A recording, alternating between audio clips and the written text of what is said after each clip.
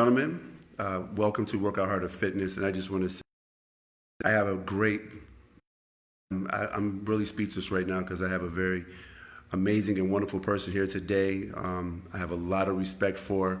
I met him several years ago at basketball camp, and he is actually really good friends with one of the longtime basketball coaches at the camp and college roommate, Johnny Kidd. And right now, I'd like to introduce everybody to not only an amazing person, but one of the top 50 influential people in Connecticut, Mr. Stan Simpson. Yuri, how you doing? I'm just honored to have You know, sir. you. How you doing, Stan? Good, I'm doing great. All right, let's jump right into it. What inspired you to become a writer, reporter, and a journalist? I was one of those kids where from as early as 6 years old,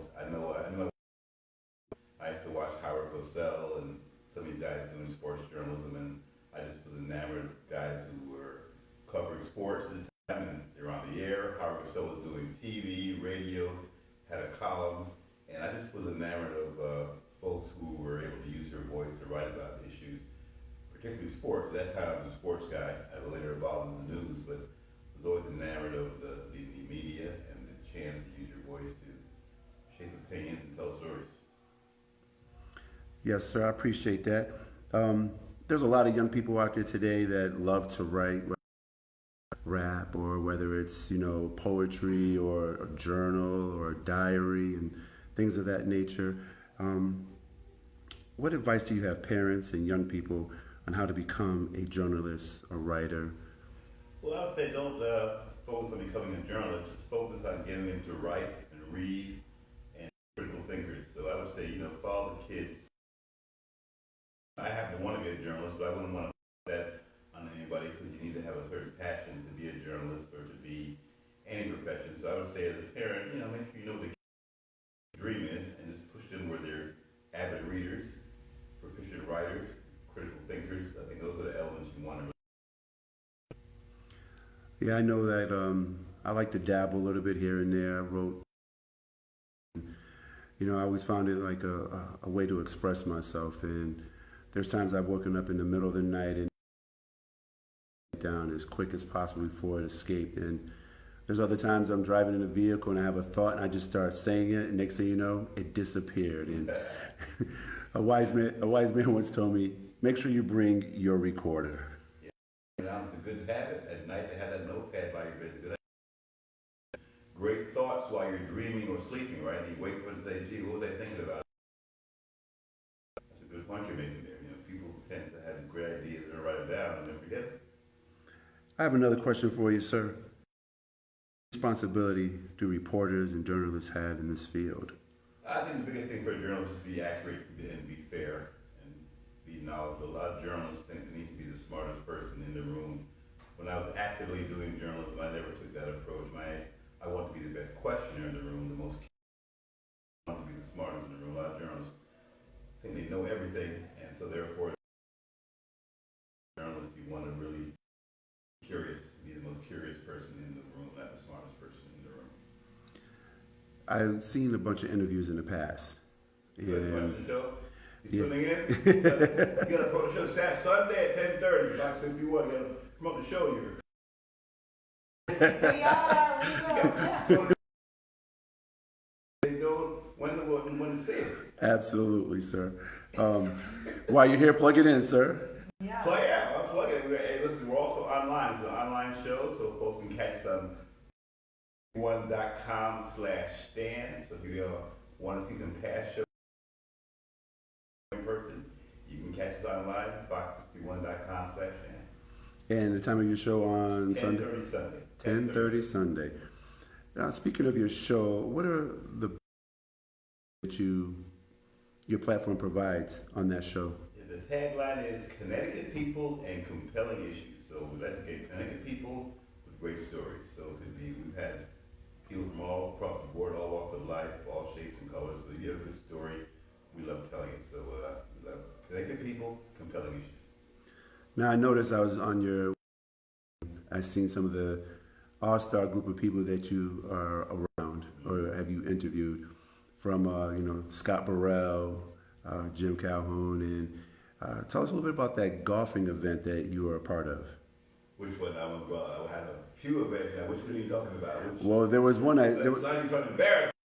What are you talking about? There's a bunch of events there. Well, there was a golfing one that I didn't get a chance to fully get into it this morning when I was looking at it, but it seems like you get around and you go golfing with some of these individuals. Yeah, we played some big charity events. It'll be a lot of fun. So you probably saw some pictures of some events. We had Mr. Dixon from UConn, former running back from UConn. He and I were in a golf tournament along with Mr. Capola, and played with different guys at golf events. So you probably saw some pictures, archival pictures of me at charity golf events. So we enjoy playing golf. I hadn't played this year, but I do enjoy playing golf. So what's your handicap? High handicap. I had a lot of fun. All right. I have one more question for you. And in all your years of experience, what have you learned from the countless interviews that inspire you to continue doing what you do? I think people's resilience. Everyone has a realize no matter what you're doing in life, everyone has a great story. Everyone has some kind of adversity and resilience in their story. We had a guy on last week or 2 weeks ago, Mark Shan. He served 27 years in prison for a murder that he didn't commit. Finally was freed. State of Massachusetts, City of Springfield was awarded $27 million. It's under appeal. The Jew shop in New Britain, but he's a really nice guy. Not bitter, but overcome that kind of adversity. His family's very loyal to his family very loyal to him. Just a guy living his life in the present despite this horrific thing happening to him.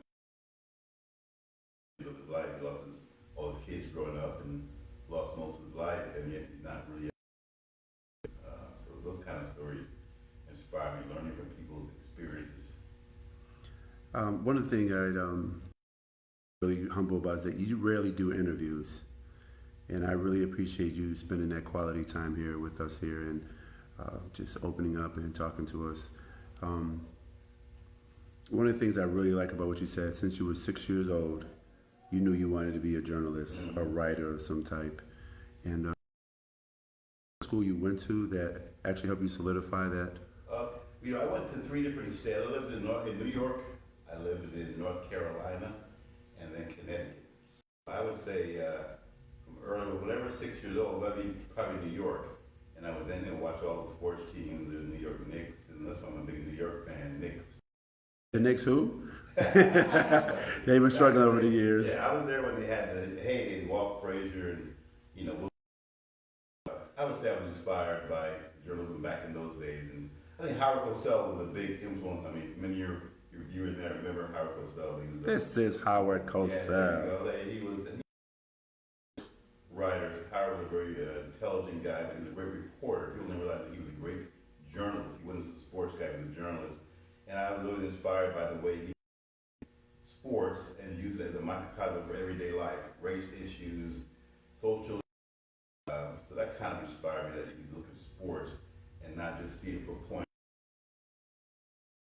See it as a look at life. Any issue you have in life, you can see it in sports. Pick an issue, and it's in sports. I remember not Howard Cosell, Walter Cronkite, as a kid. That's the way it is, right? That's the way it is. Old guy, I knew that old you're. Well, at 52, I remind the young people I am 52, and I've seen a few things, and I remember hearing his voice every night at home, every night. Journalism has changed. People injecting their opinions in the news, so that old school journalism has changed. And I was a columnist and opinion writer, so I was paid to tell people what I thought. But now you have journalists who are paid to cover the news who are now injecting their opinion into their news coverage, and that's what bothers me. Well, let's hope it's changed in the future, but it doesn't look too good the way I've seen things. That egg is already broken. It won't be changing anymore. You can see more and more of that. They can't put Humpty Dumpty back together again? No, not that. The horse is out of the barn, where that phrase is. When people feel empowered to inject their own opinion into what should be a straight news story, you got there's no turning back on that. So you see it everywhere now. Well, Mr. Stan, thank you for being a part of this evening and sharing your thoughts. And is there anything that you would like to say in closing? No, just thank you, Yuri. I'm flattered you show, and I'm glad to be a part of it. I just can't wait to see you next year at basketball camp. I'll see you at camp again, visit my friend John. John Kidd, you know some guys like yourself, so I enjoy going there to relax. I don't do any coaching, just so folks know I'm not coaching out here. I go in there, relax. You're at the same board, right? The camp is the same board on that water, so Yeah. I take a few days off to relax it by that water. Yes, indeed. You know, kick back, relax, Absolutely. eat some pizza. All right, ladies and gentlemen, just thank you for being a part. Be good to one another, love one another. God bless you. Have a great evening. Thank you. And right here, you want to talk about your show one more time?